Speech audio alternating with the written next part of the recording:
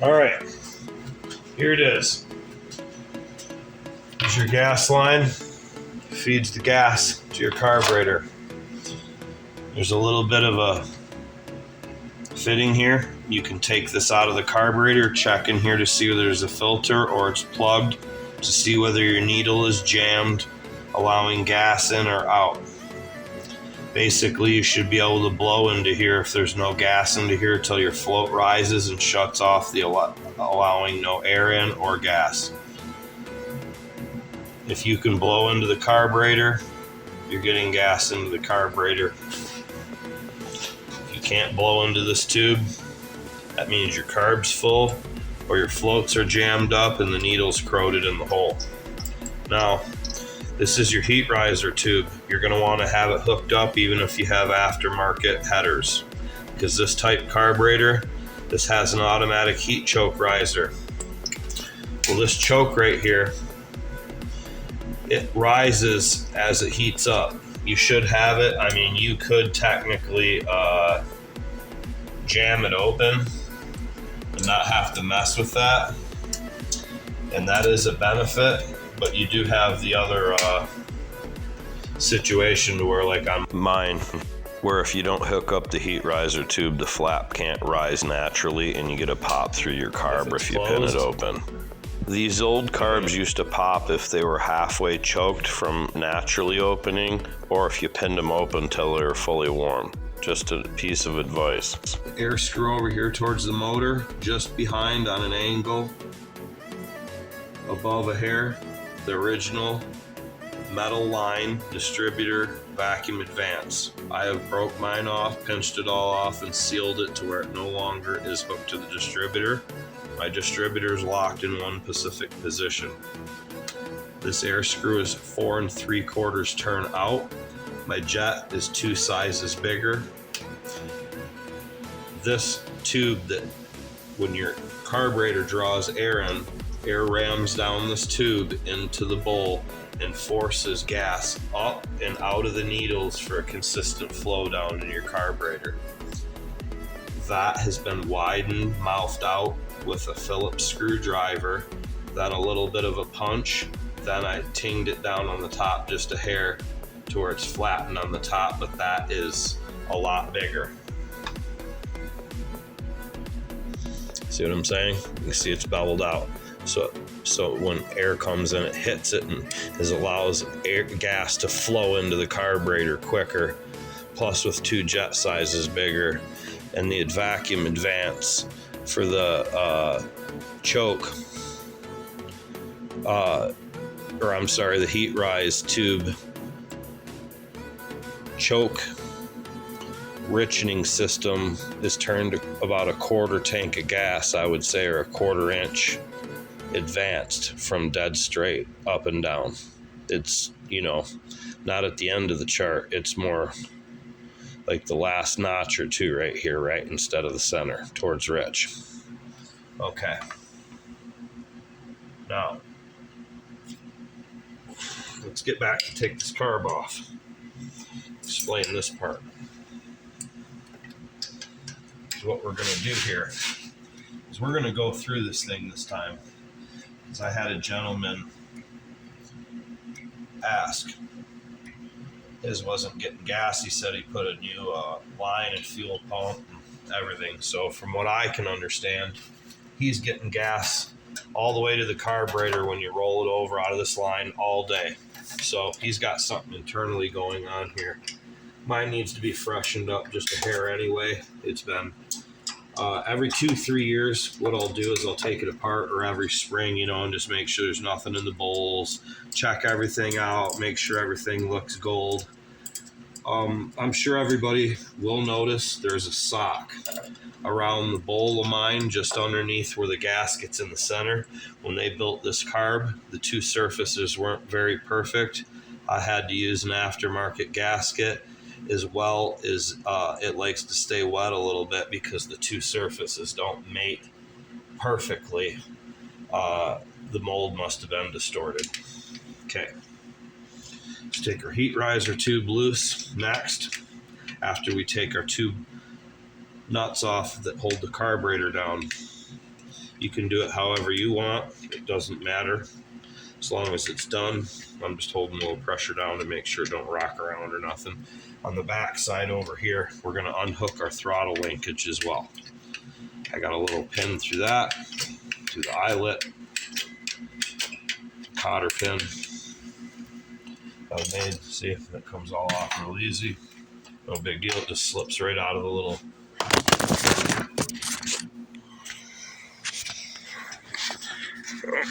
That's one way to drop the camera. Come on, let's not do that again.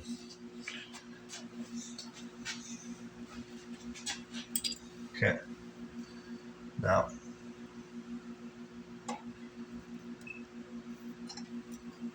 get this little pin out of there.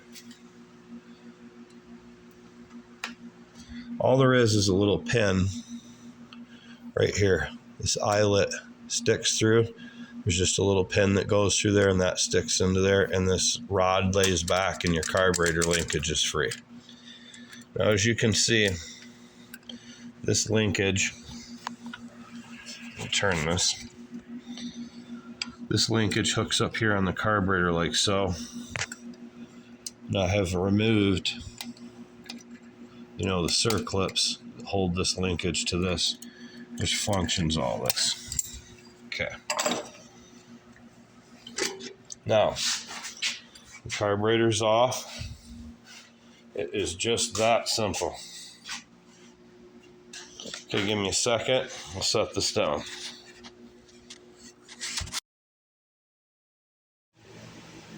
Okay. Now, on mine, I've replaced 3 of the screws with bolts. When I got it, they were stripped. This screw's in rough shape, but at least it still threads. Okay, there's a clip. You're going to pop this off. You're going to pull this little lever out for this rod linkage. And like I said before, on this, you can see how the bolt catches on each tooth.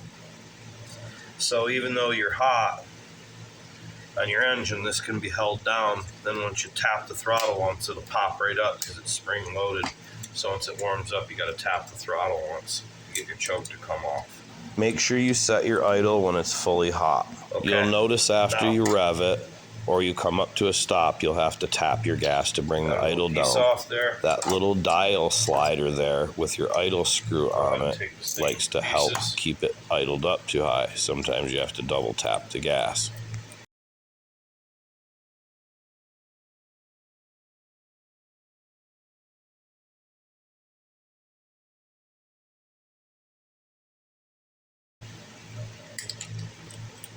Okay. Now here's, like I said, the line. Mine just has a little fitting. Some can have a filter down in there if there's nothing in there. Like right now, I should be able to blow through it. And I can. You can hear where the float comes up and down easily. I can blow in. Now when I tip it, I cannot. A little gas leaked out because there's a little in there. Okay. Now, what we're going to do here, this final tube, which goes up to the heat rise, I'm going to take that and loosen this. Drop that nut down.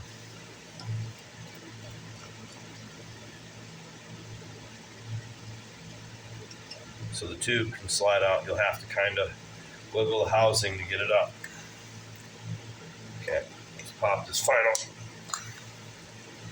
flat screwdriver out of there. Okay. You notice I leave one bolt in it very loose, so then that way I can tap on the top of the housing with a rubber hammer and try to bust the gasket free from the two pieces. All the way out. Then I take the last bolt out. A little bit. So I'm going to make sure that I could crack it loose by tapping the side of the top of the carburetor a little bit with the rubber mallet. Okay. There. You gotta fight it a little bit because that tube likes to jam down in there. So I try to keep it straight so you don't mess with your floats. Okay, now, as you can see, if you look real closely how close it is on each side of the inner and outer of the gasket. See it? The float? They can't be bent at all. They have to be perfect. So what will happen is they'll hang up on the edge of the gasket or inside the carburetor, and they won't rise or lower. Now, you can see they drop, and they easily rise up. Okay. Now watch. You might not see it, but right down in here, there's a needle. And if you lift it up, right now, you don't see anything underneath there. But watch, all I have to do is tip it, and now you can see it in between them. See it moving in and out?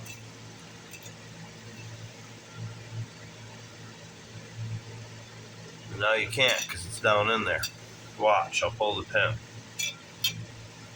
So you take this out. That little center piece right here, depending on if it's in or out towards me, is how it seats the seat, how these set in or out your float.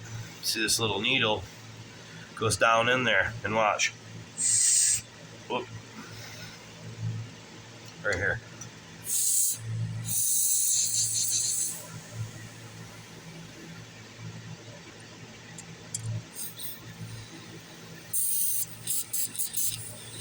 That's what happens. Your float rises up, takes this little rubber tip and shoves it in that hole and plugs off the gas from coming in the carburetor. You start going down the road and your float starts dropping, letting gas in, and then that keeps going in and out freely like that. And that is how the float works on the engine. Now here, let me assemble this, and I'll show you in a different fashion, everyone, just in case that doesn't make any sense. Basically, when you start the carb, this needle right now inside here is dropped straight down and setting on the center of that float on this piece. You can bend with your hand and adjust. Now see, the needle drops down, and so do the floats, and air can go in. But watch as I rise it up. See, it plugs it off.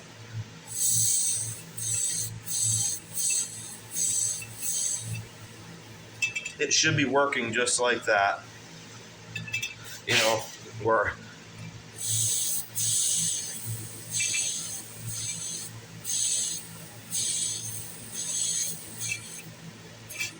see what I'm saying?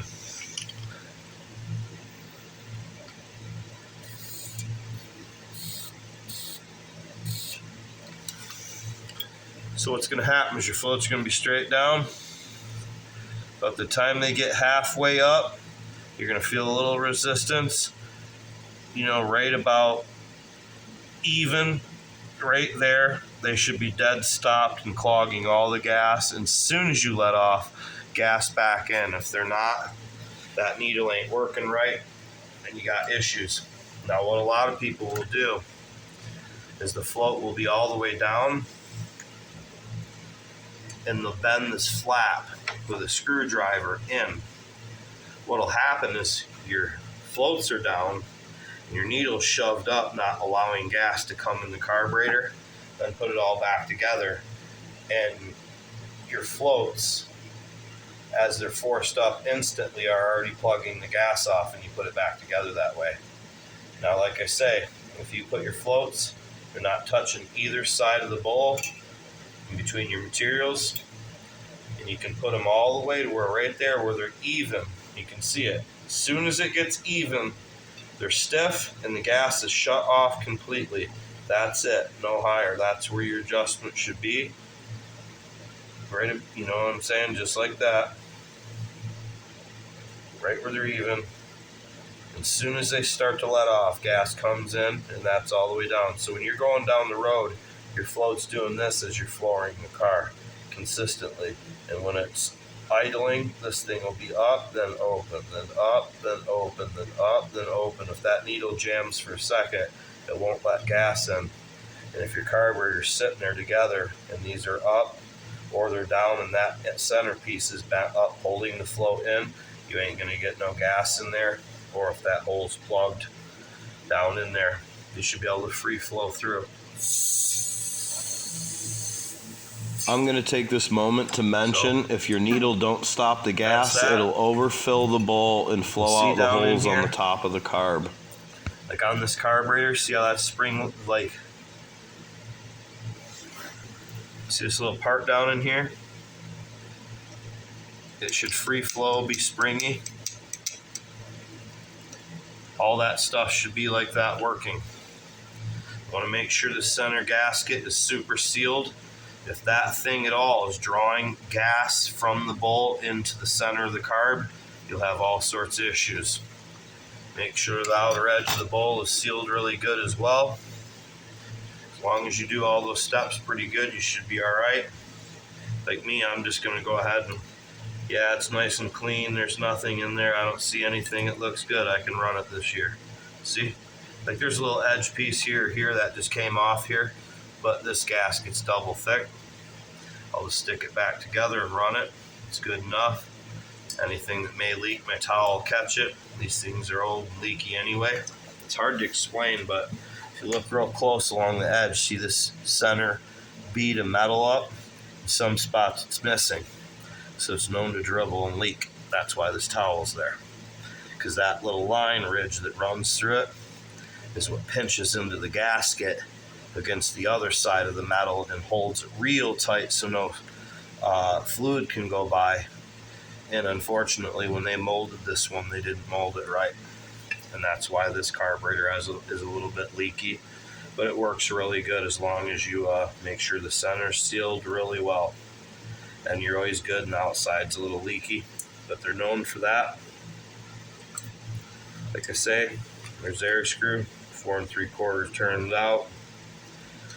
Make sure that your plunger, see, make sure all that's working real well. You know what I'm saying? Where you can know it's working. Because see what this is. If you take this off and you pull this rod out of here, that's a plunger down in there. So when you pump the gas, it puts squirts down inside the carburetor so it'll fire up. So if you pump the gas and you don't see it squirting in there, once you do get gas in here, this plunger down in here is bad in the bottom. Okay, everyone. Now we're going to put this back together. I guess that gasket did tear. I'll just make a new one. I got a roll sheet of it, so I'll make a new one. And we'll get this back together. I hope that helps some people out, specifically why you wouldn't be getting fuel into your carburetor.